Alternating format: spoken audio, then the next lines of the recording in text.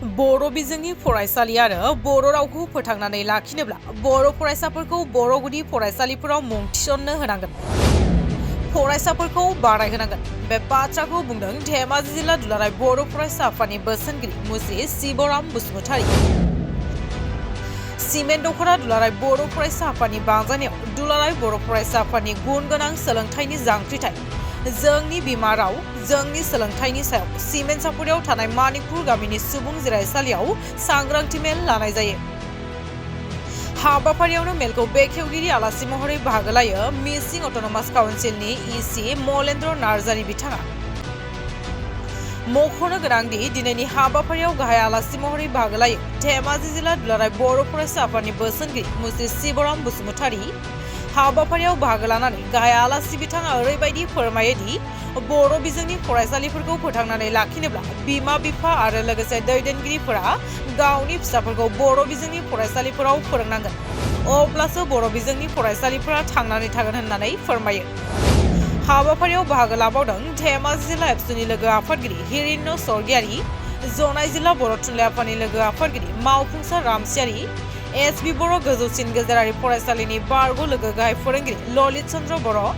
मानिकपुर बर' गुदि फरायसालिनि गाहाय फोरोंगिरि थरायना जारिमिन मोसाहारि,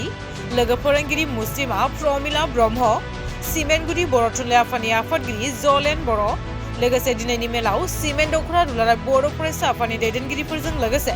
मानिकपुर गामिनि आफादगिरि नेहाथारिजों आरो रायजो राजा बिथांमोना मैखोमै बाहागो लानानै हाबाफारिखौ जाफुंसार खालामो।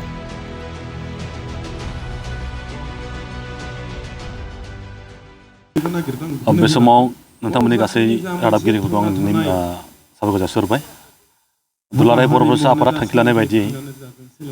दिनै धेमाजि जिल्ला दुलाराय बर' फरायसा आफादाबो गामि गामि हाबनानै आरो फरायसालियाव हाबनानै दिनै गावनि बिमा रावखौ लानानै गुदि फरायसालिखौ लानानै गोबां हाबाफारि लादों आरो बेबायदियैनो जोंनि धेमाजि जिल्लानि सिङाव फरायसा आफाद हिसाबै मोनद' दख'रा दङ। बे मोनद' दख'रायाव दिनैनि सानावनो जोङो जागायजेनदों आरो बे लेखायै धेमाजि जिल्ला दुलाराय बर' फरायसा आफादनिफ्राय खावलायनाय बायदि लोगोसेयैनो सिमेन्ट सापरि दख'रा दुलाराय बर' फरायसा आफादा खावलायनाय बायदि दिनै सिमेन्ट सापरि सानजारि नोगोरनि बे मानिकपुर गामियाव दिनै गामिनि रायजो राजा आरो फरायसालिखौ लानानै सांग्रांथि मेल मोनसे खालामदों आरो बेहायनो आंखौ दिनै आलासि हिसाबै लिंहरदों, बेनि थाखाय आं गोजोननाय मोन्दों। दा जोङो मिथिगौ बर' बिजोंखौ लानानै जोंनि आसाम सरकारा माबायदि थांखि लाबाय थादों बा जोंनि बर' माहारिनि गेजेराव मा जाबाय थादों जों बेखौ साफ्रोमबो मिथिगौ। दा जोङो नुनो मोनबाय जोंनि मोनफ्रोम बर' गुदि फरायसालिफोराव फरायसाफ्रा गोबां खमायबोबाय दं आरो बेखायनो जोङो दिनै बर' बिजोंखौ फोथांना लाखिनोब्ला बर' रावखौ लाखिनोब्ला दिनै जोंनि बर' गुदि फरायसालियाव जोङो फरायसाफोरखौ मुं थिसनहोनांगोन बा फरायसाफोरखौ बारायहोनांगोन। बे हिसाबैनो जोङो रायजोफोरजों खावलायफैदों जे बर' बिजोंखौ फोथांना लाखिनो बर' हारिखौ फोथांना लाखिनोब्ला जोंनि बर' हारि हिसाबै थांना थानोब्ला बर' रावखौ जोङो फोथांना लाखिनांगोन। बेनि गुदियावनो गुदि फरायसालियाव जोङो एडमिसन लाहोनांगोन। बेखौनो जों खावलायफैदों रायजो राजाखौ। दिनै गोबाङा गोबां खोथा बुङो बर' बिजोङाव फरायोब्ला जोंनि बर' फरायसाफ्रा बा गथ'फ्रा भबिसत मोजां जानाय नङा, गोबां गाज्रि थांगोन, गोरों जानाय नङा, गोबां बाथ्राफ्राव जोङो बिदि खोथा जों बुंनाय खोनायो मोन्दोंबो आरो बेबायदिनो गोबाङानो इंलिस मिडियामाव गुबुन गुबुन मिडियामाव हगारदों बर'खौ गारनानै। दा बेखायनो जों होनदों बयबो मिथिगौ जे बिजोङा बाथ्रा जानो हाया। बिजोङा जाबाय जोंनि बर' रावखौ थांना थानो थाखाय बर' हारि हिसाबै थांना थानो थाखाय जोंनि मोनसे बिजों आरो बे बिजोंजोंसो जोङो बर' हारिखौ थांना थानो हागोन। दिनै जोङो बेखौ लानानै गोबां आन्दलन खालामबाय, बेखौ लानानै गोबां दिनै जुजिबाय। बेनि थाखायनो दिनै गोबां आफाद जोनोम जादों। दहाय बुंनाय बायदि जों हमना ला NDP जोनोम जादों, BLT जोनोम जादों, एबसु जोनोम जादों, थुनलाइ आफाद जोनोम जादों, आबोफ जादों, ABP जादों, गोबां धोरोम आफाद जोनोम जादों। जायनि जाहोनाव दिनै जों बर' हारि हिसाबै थांना थानो हादों। दा दिनै गुबुनफोरा गावनि रावजों फरायनो हानाय खाबु मोनाखै, खिन्थु जों हारसिं हारि हिसाबै बर' बिजों गावनि रावजों फरायनो हानाय मोनसे मोन्थायखौ जों मोन्दों आरो मोन्थाय मोननायनि उनावबो जों बेखौ फोथांना लाखिनो हाया जादों। बे जाबाय जोंनि गावनि सायाव फोथांनो हायि जोंनाव मोनसे गोरोन्थि साननाय आरो जों गुबुन मिडियामाव हगारनायनि थाखाय बेफोर बेले जादों। आरो फारसेथिं आसाम सरकाराबो जोंखौ गोबां नारसिनदों। मानो होनब्ला बर' बिजोंखौ फुथारनो थाखाय फोजोबनो थाखाय आसाम सरकारा गोबां षड़यन्त्र खालामदों। बेखौ जों बयबो मिथिगौ। नाथाय बेजों जुजिनानै जोङो मोनफ्रोम माहारियारि आफादफोरा साफ्रोम बर' सुबुंफोरा बिनि सायाव जुजिनांगोन आरो जुजिनानै जोङो बर' बिजोंखौ फोथांना लाखिनांगोन आरो बुहुमाव बर' हारि हिसाबै बर' राव हिसाबै जों फोथांना लाखिनांगोन बेखायनो जोङो दिनै गामि गामि हाबदों फरायसालिफ्राव हाबदों फोरोंगिरिफोरखौ मोजां खावलायदों नोंथाङा फोरोंगिरि सासे मोनदों फोरोंगिरि हिसाबै नोंथाङा नोंनि डिउटिखौ मावनांगौ जि समाव नोंथाङा फैनांगौ आरो जि समाव फोजोबनांगौ बे समखौ नोंसोरा सोरबा सोरबा फोरोंगिरिफोर दङ थाब फैया फारसेथिं 12 रिंगायानो जानो स्लाबनो मोना हगारो दा बेफोरबायदियाव जों बोरै कुवालिटि सासे स्टुडेन्ट दिहुननो हानो बेखायनो जों गुदियाव जोङो मोजां जायाब्ला जों बिजौआव मोजां जानो नङा बेखायनो जोङो साफ्रोम फोरोंगिरिफोरखौ जों खावलायगोन नोंथाङा गावनि डिउटिखौ मोजां माव खारन बे डिउटिखौ मावनो थाखाय नोंथांनो सरकारा बेथन होदों नांगौ बायदियै बेखायनो नोंथाङा नों फोरोंगिरि जादोंब्ला सासे गथ'खौ मोजां खालामनायाव मोजां बिहोमा हो आरो मोजां सुबुं सम्पद दिहुन आरो बे सुबुं सम्पदानो जोंनि बर' हारिनि थाखाय राफोद बर' हारि जागोन आरो बेजोंनो बर' हारिया थांना थागोन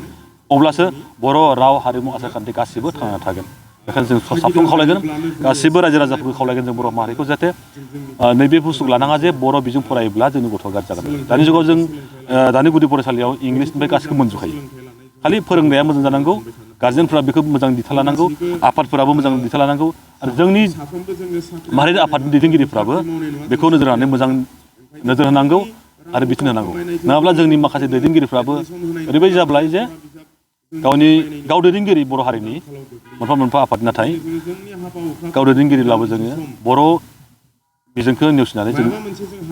इंलिस मिडियामाव गुबुन मिडियामाव हरो बे बिराद जोंनि थाखाय मोनसे गोरोन्थि बेखायनो जोङो दायथ' लानांगोन जोंनि बिबान लानांगोन जों एसे रिक्स लानांगोन जोंनि बर' बिजोंखौ फोथांना लानो थाखाय बेखायनो जों खावलायगोन साफ्रोमखौबो बर' बिजों फोथांना लाखिनायाव बयबो बिहोमा हो आरो खामानि माव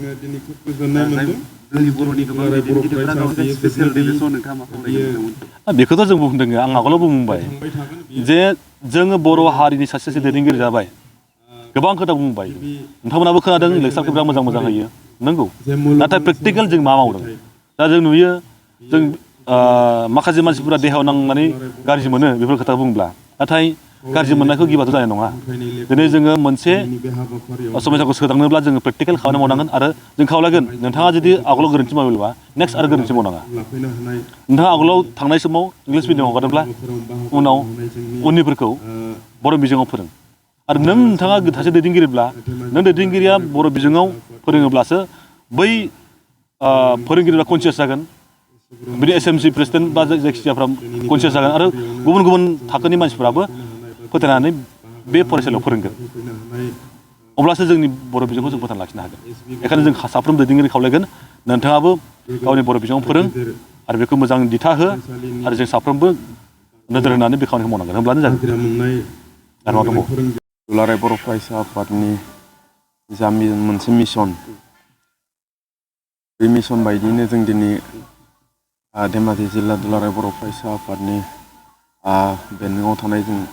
सिमेन्ट दख'रा दुलाराय बर' फरायसा आफादनिफ्राय दिनै जों जागायजेनबाय दा जों जोंनि दुलाराय बर' फरायसा आफादनि जा मोनसे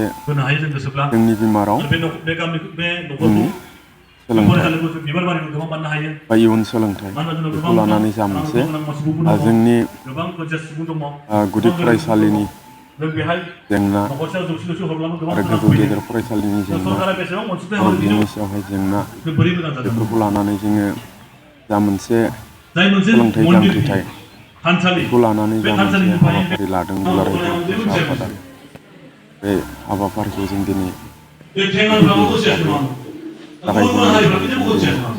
मानिकपुर गामिनि गुदि फरायसालिनि फरायसालिनि दिनैनि बे जिरायसालियावहाय जों इयुनाव मानिकपुर गुदि फरायसालिनि गाहाय फोरोंगिरि आरो लोगो फोरोंगिरिखौ लानानै गामिनि गासै रायजो राजा आरो ओनसोलनि गासै माहारियारि आफादनि दैदेनगिरिजों लोगोसे गासै रायजो राजा दख'रानि गासै दैदेनगिरि जों बे सोलोंथाइ बिथिंखौ लानानै जों गिबि जागायजेननाय हिसाबै जों दिनैनि बे हाबाफारिखौ मोजाङै मोजां खुंफुंनो हाबाय जे जोङो दिनैनि बे हाबाफारियाव गाहाय आलासि महरै जोङो हांख्रायनानै लादोंमोन मानगोनां सिबराम बसुमतारी थामजिजोन फरायसायाव सासे फोरोंगिरि मोनगोन थामजिनि बारा जायोबा सानै फोरोंगिरि मोनगोन जिस्नि जों बारा बगैलाय बिलं जागोन बेयो सारखौबो जोङो ओंखायनो जा लोगोरि महरै मोननो हायो बावैसो गोदान 13 पास जानाय जोंहा दा बिथांजों दंथ'यो ओंखायनो सावरायनाय सावरायनाय मा प्रब्लेमफोर जादों नामा महरै गोनां सोरबा बुजिनाय नङा बर' बिजोङाव फोरोङोबा बेफोरबायदि खोथाखौ रायलायनो जोङो दिनै जोंनि गुदि फरायसालिनि गुबै जेंनाफ्रा जाहैबाय फारि बे जोङो मोजां फोरोंगिरि मोनै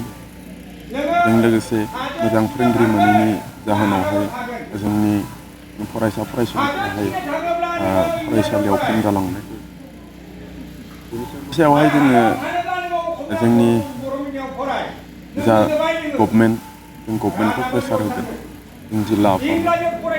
जोङो मेसेज होगोन जिल्ला आफादा मिरुनो मेसेज होगोन बेनि गेजेरजों जों सुफुंना जोंनि बिमा राव आरो जोंनि सोलोंथाइ बेनि सायाव जोंनि फरायसाफोरजों लोगोसे जोंनि बिमा बिफा गार्जेन बिथांमोनाबो नाजानांगोन जोंहा आफादफ्राल' बुंबा जानाय नङा जों सोरबा एबसु सोरबा साहित्य सभा सोरबा माहारियारि आफादनि दैदेनगिरि बिथांमोनाल' बुंबा जानाय नङा बे मिशनखौ साक्सेस खालामनोबा बे हाबाफारिखौ जाफुंनोब्ला एकदम रायजो राजाया लैहोर बाहागो लानांगोन गाव गावनि फिसाफोरखौ बे बर' रावनि सायाव बर' सोलोंथाइनि सायाव बर' रोखा नैबे बर' बिजोंखौ गायसनना होदोंमोन आसाम सरकारा गोबां निसा लाग्रा गायसनना होनायनि उनाव जोथोन लानांगौआ गथ'फोरनि सायाव बेखौनो बुंगोन जे जोंनि उन्दै उन्दै गथ' हिनजावसा जा हौवासा जा निसा मुवायाव बांसिनै साग्लोब सारनायखौ बा निसानि सायावहाय साग्लोब सारनायखौ जों नुनो मोनो जे बेनि गुबै मोनसे गुबै जाहोनानो जों बिथांमोनखौ जों बायदि हाबाफारियाव जोङो इंगेज खालामनो हायाखै खालामनांगोन जोङो गेलेनायानो जा बायदि हाबा मावनायानो बेखौ फोजोबनो जुदि सानोब्ला आं आंनिफ्राय खावलायगोन बेखौनो गासैखौबो खावलायगोन जे जों जोंनि गेजेरावहाय माहारियारि आफादफोरनि गेजेरावहाय जोङो गोदो जाबायदि गेलेनाय जा फरायसालिनिफ्राय फैनाय लोगो लोगोनो बेलासि जानाय लोगो लोगोनो बायदि फुटबल गेलेनाय बायदि भलिबल गेलेनाय बायदि क्रिकेट गेलेनाय बेफोर हाबाफारिफोरखौ जों नुनो मोन्दोंमोन आरो जोंबो गेलेबोदोंमोन दा बेफोर गेलेनाय बायदिसिना हाबा हुखाफ्रा गोबां खम जालांनो हमदों दा नैबेफोरखौबो जोङो गेलेनायानो जा हाबा हारिमु दामनाय देनायानो जा बेफोरखौ जोङो लाबोफिननांगोन बायदि वर्कशप जों लानांगोन जोंबो सानदों जों लागोन फैबाय थानाय गोदान बोसोर बैसागोनि सिगां जों बायदि हारिमुनि सोमोन्दैबो जों मोसानाय दामनाय देनाय बायदि हाबाफारियानो जा जोङो मोनसे वर्कशप लागोन कालचार बेवहायबो गोबां जोंनि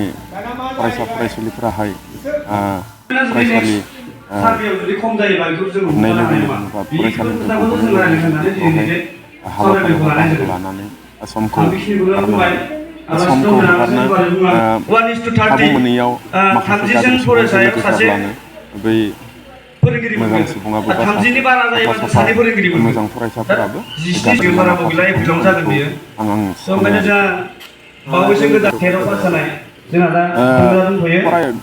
गुबुन